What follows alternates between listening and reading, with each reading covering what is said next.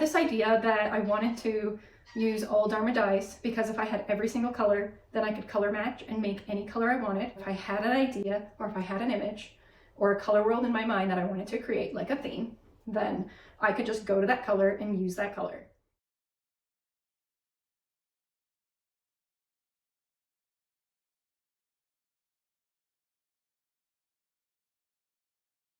You can see that in the yarn, I have only mixed 3 colors in here, but it's created all kinds of secondary colors. It's created pinks and peaches, purples and violets in here. There's green in here. There's like a green, a tropical green. There's a teal green, and then there's like a lime green. The 3 primaries will create an entire rainbow of colors.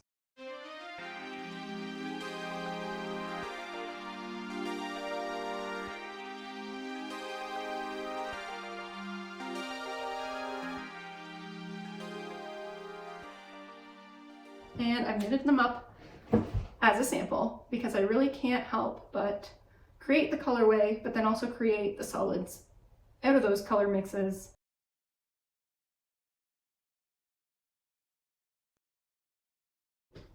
So I'll knit that up one day with that color palette. It means a lot more than just what it is here. It means that I can go from this and I could pour over brown. I could add black. I could add gray and create entire new color worlds. This is the beginning of something that is bigger than what it is now. I have a recipe for the colors, so you have an idea of how much you need for the colorways. I'm going to make a variety of different colorways using the 3 colors. And I really like vintage storytell themes, things that are nostalgic. I decided to print some AI images, and it's not really about the AI images. It's more about these sweaters that the AI comes up with. Some really cool designs. The color palettes that they come up with are quite balanced. Now I don't need to pick colors, I just need to color match from my color library.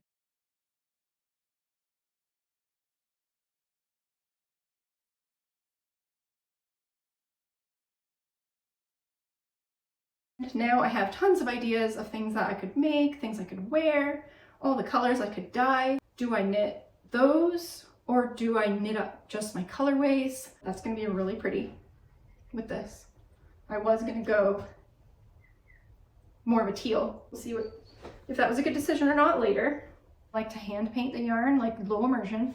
I don't like a lot of water, and so you'll see dyers just pour it in, and I love watching those videos. I don't enjoy dyeing like that. I actually like to fiddle with, I like to press it and move it. Use minimal amounts of dye, the least amount of water, and it also uses the least amount of energy for heating up, so it's quick, and so I need quick results. I don't think I even like dyeing. Don't burn your yarn. My favorite ones that I've done at the very end is this brown. What I think something's happened to it. So possibly the dye never set, the pink dye, the fluorescent fuchsia.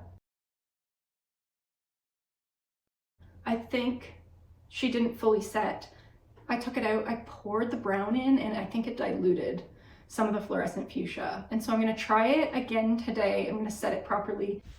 And then these 2 called Ken's Perfect Day. It's the same as this one, except I use Caribbean blue as the dominant color instead of fluorescent fuchsia.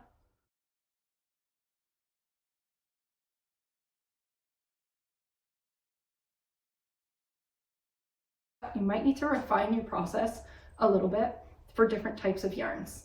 And some yarns just take the dye real fast, like a single ply merino.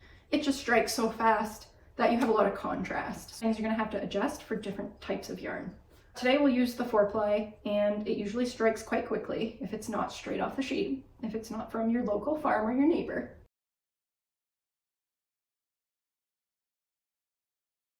Get your water amounts, get your dye amounts, then you can get started right away. You can be a little bit closer sooner to making the things that you want to make. And that's the fun part, right? I wanted to just do the fun part.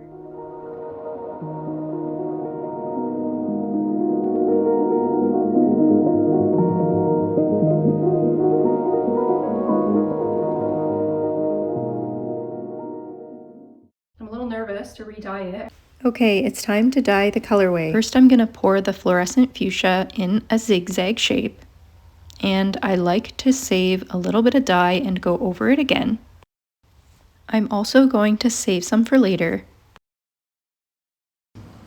Then I'm going to add the Caribbean blue in spots on all the zigzag points, and it looks like I forgot to add some Caribbean blue to one of the points. I will also save some Caribbean blue for later. Then I will add my brilliant yellow next to the blue on the white. I will overlap the pink area only a little bit, so that I only create a little bit of orange in this colorway. I use all of my brilliant yellow dye. I wish I would have had gone over the blue areas with the fluorescent fuchsia a bit more, just to create a little bit more purple in this colorway. I've added a few more spots of pink. Next, I'm going to spray my colorway, my yarn, with vinegar. I apply vinegar directly to the fiber. I add more blue on top of the pink areas, and I decide not to use all of the blue dye. Some yarn may require more time to take up the dye, and the dye might spread more quickly and easily. Because I know the dye has taken up quite quickly in this yarn, I'm going to press the yarn to blend the colors a little bit. With mohair and other fibers that bleed easily, I don't recommend this. I find with mohair the dye tends to sink to the bottom, and it takes time for the dye to set. It requires a higher heat and enough acid. Every yarn takes the dye differently, and the best way to find out is to experiment.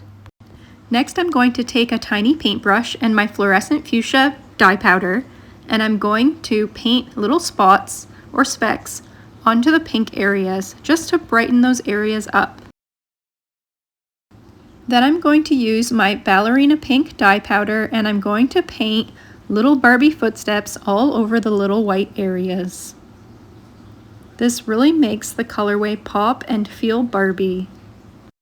You may have a completely different vision for this colorway, and you are welcome to rename it and make it your own. Every yarn dyer has their own style, and no two skeins will be the same. I recommend experimenting and doubling the recipe or having them for a nice pastel version. Ken's Perfect Day colorway is exactly the same, except the blue is laid out in a zigzag instead of pink. I would really love to see how your colorway turned out. For this next one, I'm having the recipe to make a pastel version. I've also tested this with black spots, and I really love how this one turned out. This next one, I've added a gray base and I really messed it up. It now has too much water and has diluted all the colors. I fixed the issue here where I add a brown overlay after the dye colors had set. I really love this one, and it deserves another revisit. I saw a lot of potential in the prototype of the brown colorway, and so I've decided to redo it on a high twist 4-ply merino. I decided to keep white as part of the ongoing theme in this colorway, so I decided this time I'm going to place the brown in spots next to the pink. It's amazing how one carefully chosen neutral can shift the balance and bring a whole new feeling to the colorway. Every colorway represents hours of exploration, testing, and refinement. My hope is that this video gives you confidence to spend less time guessing and more time creating your own color worlds.